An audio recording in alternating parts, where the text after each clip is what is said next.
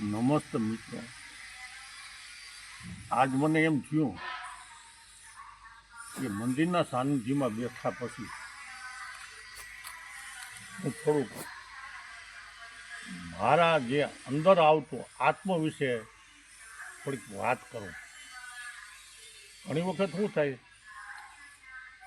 કે આપણે ઘણું બધું જાણ્યું, બધું વિચાર્યું હોય, ઘણું બધું આપણે સાંભળતો સપ્તાહમાં ગયા હોય, આ ગયા હોય, તો સાંભળીને પછી હું કાંઈ કરવાનું જ નથી થતું, કાંઈ વિચારવાનું નથી થતું. એની માટે હવે વિચારવાનો ટાઈમ આવી ગયો. ભગવાન વિચારે તે માણસ, વિચારે એને માણસ કહેવાય, ખાલી સરે એને પશુ કહેવાય. પશુના ડોકમાંથી હાકર કાઢી નાખો ભગવાન, તો પેલો એને એ વિચાર આવે તો ક્યાં ખાઈ લાવું. આપણે જો પૈસાને માટે જ રખડતા હોય, ખાવાનું જ ગોતતા હોય, તો આપણા માન પશુમાં કાંઈ ફેર નથી. આપણે એ વિચારવાનો ટાઈમ આવી ગયો. મને ભગવાને માણસ બનાવ્યો છે, તો બનાવ્યો છે શું કરવા? વિચાર તો કરો. મનુષ્ય દેહ દીધો છે તો દીધો છે શું કરો? આપણે તો માગ્યો નથી ને, અને આપ્યો છે. તો ખરેખર આ વિચારવાનો ટાઈમ આવી ગયો છે. અને મારું કહેવાનું એમ થાય, જો આપણે વિચારશું જ નહીં, કદાચ ધારો કે નથી જ વિચારવું, મારે ખૂબ સારું છે, બાપ દાદીની મિલકત છે, આમ છે, તેમ છે, બીજું ચીજ છે, વગ છે, આ છે, આપણે વિચારવું નહીં. હવે આપણે વિચારશું જ નહીં, ક્યારેય આવું વિચારશું જ નહીં, તો ક્યાં અવતારમાં વિચારશું? એ તો કયો એવો કોઈ અવતાર છે? એવો કોઈ અવતાર એવો નથી કે જે અવતારમાં આપણે વિચારી શકીએ. વિચાર કહો, આટલા અવતાર છે, તમે એમાં જો કયો અવતારમાં તમે વિચાર કર્યો? માણસ અવતાર બાદ કરી દીધો, વિચારી નહીં શકીએ. એટલે વિચારે એ જ માણસ, સરે એ પશુ. જો આપણે આ જ વિચાર કર્યા કહીશું ને, તો પશુ સંયમ ગણીને હાલવાનું. કેમ આમ થાય છે? આટલું બધું આપણા ઋષિમુનિ આટલા બધા પુસ્તકો આપ્યા, આપણને એને લોહીનું ખાતર કરીને આપણને આપી દીધું છે, અને પુસ્તકો લખાણા છે. આપણે કાંઈ એનું વિચારવાનું જ નહીં. આ કઈ આપણી ગતિ છે? ભગવાને ગીતામાં કીધું છે કે ભાઈ, જો કલ્યાણને માર્ગે જાનારને ક્યારેય એની અધોગતિ થતી જ નથી, સદગતિ જ થાય છે.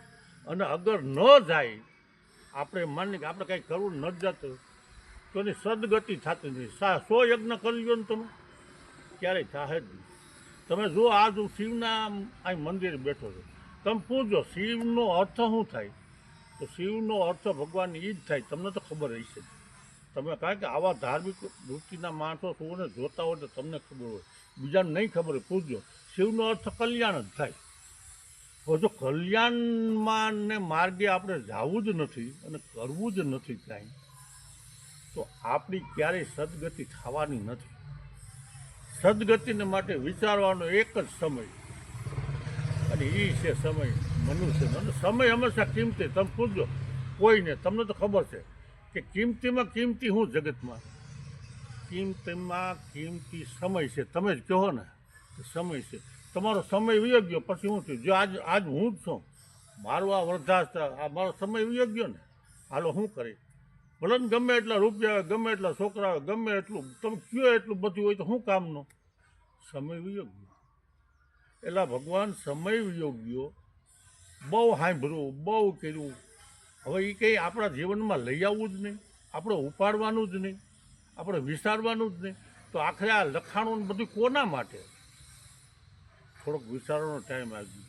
તમે વિચાર કરો, આપણા સંતો કહી ગયા છે કે આત્માને ઓળખા વિના ભવના ફેરા નહીં મટે. વિચાર તો કરો, આત્માને ઓળખા વિના. તો ખરેખર આત્માને બધાને થાય કે ઓળખવો છે, તો કેમ ઓળખવું? ઓળખવો તો પડશે જ ને. નહીં ઓળખીએ તો આત્માને કેવી રીતે ઓળખવું? ભાઈ તમે ઓળખાવી છો મને, હું તમારા આત્માને ઓળખાવી દઈ? નહીં, ક્યારેય નહીં બને. આત્માને, આપણા આત્માને આપણે જ ઓળખવો પડશે. કેમ?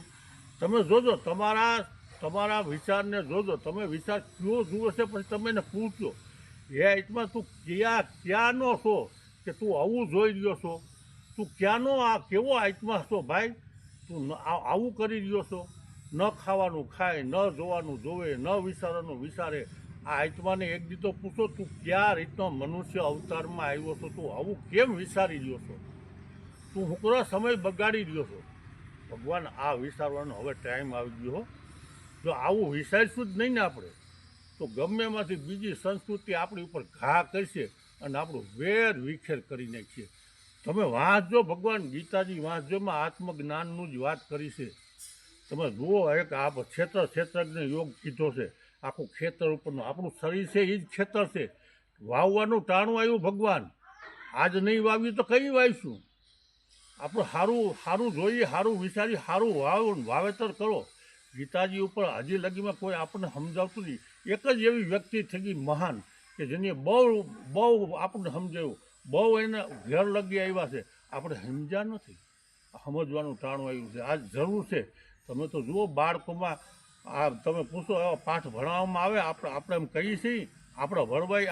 આ વળવા તો મારે નથી કહેવાતું, પણ આપણે જ વળવા થઈ ને. આપણે જે આપણા છોકરાને એમ કહી, માતૃ દેવો ભવ, પિતૃ દેવો ભવ, આચાર્ય દેવો ભવ, અતિથિ દેવો ભવ, આવું આપણે આ વાતો આપણે સમજાવી નથી ભણાવવામાં આવતું. નકર એકડો તો ત્યાંથી જ પાકો થાય ને. ત્યાં નથી ભણાવવામાં આવતું, અહીં નથી કહેવામાં આવતું. અને આપણે વિચાર તો કરો, આવું આપણે આટાના પાયો જો આપણો મજબૂત ન કરી તો શું થાય? વૃદ્ધાશ્રમ ખુલી ગયા. વિચાર તો કરો.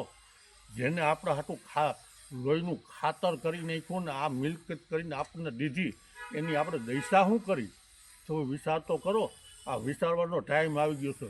વિચારતો નહીં, વિચારશું નહીં તો શું થાય? પશુ સારું કહે. આપણે આપણા જ આત્માને ઓળખવો પડશે. કે મિત્રો, વિચારે ને એને માણસ કહેવાય. મેં પહેલાં કીધું ને, ખરેખર વિચારતો જ હોય છે ને તમારામાં, તો તમે આત્મા જ છો, બીજો કોઈ નથી. અને આત્મા છો, અને જો એને વિસ્તૃતથી તમે એને વિચારશો ને, તો તમે મહાત્મા છો. એનું માહિતમ વધાર્યું આત્માનું. તમે મહાનમાં મહાત્મા છો. અને ભગવાન, હું તમને કહી દઉં, જે મહાત્મા બની ગયા ને, સાચા અર્થના લગી જે વાત ફુગાડશો ને તમે થાય ને, તો તમે પરમાત્મા બની ગયા. પરમનું ભલું કરવાવાળો પરમાત્મા કહેવાય. તમે પરમાત્મા લગી પૂછી જાય ને આ ફૂગી જ જાઓ, એમાં 100%ની વાત છે. માટે હું તમને ફરી વળીને કહું, કલ્યાણને માર્ગે જાજો. અને કલ્યાણને માર્ગે ગયા વગર કોઈની સદગતિ થતી નથી. આ એક યાદ રાખજો. નમસ્કાર ભગવાન. ફરી વળીને કાંઈ ભૂલ થઈ હોય તો હું ક્ષમા યાચના માગું છું. માફ કરજો. તમારો નાનો ભાઈ ગણી અને મને માફ કરી દો.